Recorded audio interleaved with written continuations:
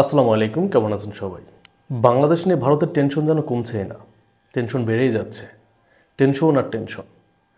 মোদি দাদার ঘুম খাওয়া দাওয়া সব বন্ধ হয়ে গেছে। গ্রাম্য ভাষায় একটা কথা আছে, আপনারা জানেন, যার বিয়ে তার খবর নাই, পাড়াপড়শির ঘুম নাই। এটা কিন্তু বহুল প্রচলিত একটা শব্দ, আপনারা জানেন। তো ইন্ডিয়ার ব্যাপারটা হয়েছে ওইটা। কিছুদিন আগে ইন্ডিয়ার সংবাদ মাধ্যম প্রচার করছে না যে বাংলাদেশের মানুষ আলু কিনতে পারতেছে না, না খেয়ে আছে, মাছের কাটা খাইতেছে, পেঁয়াজ দিয়ে ভাত খাইতেছে, এগুলো প্রচার করছে না? ভাই, তোরা আমাদেরকে এটা প্রচার করলি যে আমরা খাইতে পারতেছি না, আমরা গরিব হয়ে গেছি, মানুষ না খেয়ে মরে যাচ্ছে, তারপরে আমরা অস্ত্র কিনবো কীভাবে ভাই? এই 15 দিন আগে জাহাজ একটা আসছে পাকিস্তান থেকে, ওটাতে নাকি অস্ত্র আনছি আমরা। আবার জাহাজ একটা আসছে, এটাতেও নাকি অস্ত্র আনছি।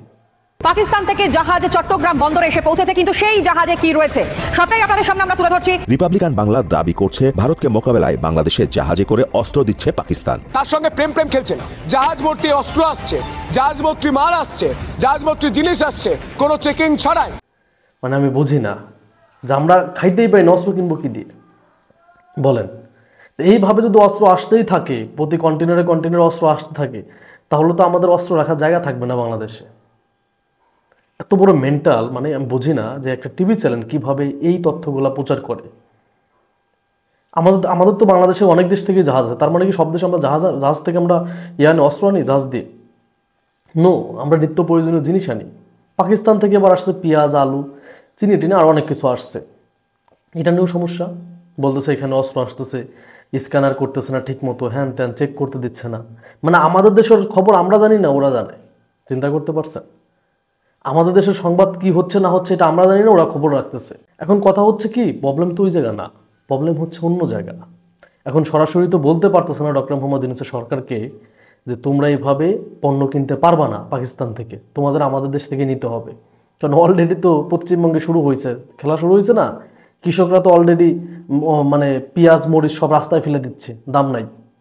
কেন? কারণ আমরা পাকিস্তান থেকে পণ্য আনতেছি, পেঁয়াজ আনতেছি, তুরস্ক থেকে আসতেছি। তো আমরা তো এক দেশের উপর নির্ভর না। শেখ হাসিনা যেমন এক দেশের উপর নির্ভর করে রাখছিল বাংলাদেশিদের, সেটা তো না। তো এখন আমরা পাকিস্তান থেকে যে পণ্যগুলো আনতেছি, বাজার হারাইতেছে না ইন্ডিয়া? এখন তো বাংলাদেশে বাজার হারাইতেছে ইন্ডিয়া। এটাই হচ্ছে ইন্ডিয়ার মাথা ব্যথার কারণ। এখন ইন্ডিয়া তো সরাসরি বলতে পারতেছে না যে তোমরা এই দেশ থেকে আনতে পারবে না, আমার দেশ থেকে কিনতে হবে। এজন্য বিভিন্ন ইস্যু সামনে নিয়ে আসতেছে, বলতেছে অস্ত্র আসতেছে, হ্যান আসতেছে, ত্যান আসতেছে, এই কথাগুলো বলতেছে। আমরা সম্পর্ক নষ্ট করতে চাই নাই দাদাবাবু, শোনো, আমরা সম্পর্ক নষ্ট করতে চাই নাই, কখনো না। কিন্তু তোমরা সব সময় চেষ্টা করছো সম্পর্ক নষ্ট করার জন্য।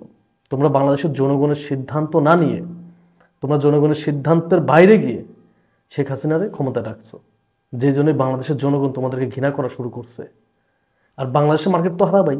বাংলাদেশ নিয়ে ভয়ঙ্কর পরিকল্পনা করো, বাংলাদেশে মানে চট্টগ্রাম নিয়ে যাবা, রংপুর নিয়ে যাবা, এই পরিকল্পনাগুলো করো। আমরা কি এতই মানে পচে গেছি? আমরা ক্রেতা। আমরা পৃথিবীর যে কোনো দেশ থেকে কিনতে পারি, আমাদের কাছে টাকা আছে। তোমাদের দেশ থেকে আমরা নিব না, পাকিস্তান থেকে নিচ্ছি। তো আমরা কোন দেশ থেকে পণ্য কিনি না কিনি, অস্ত্র কিনি না কিনি, এই জিনিসগুলো নিয়ে মাথা না ঘামাইলেও হবে।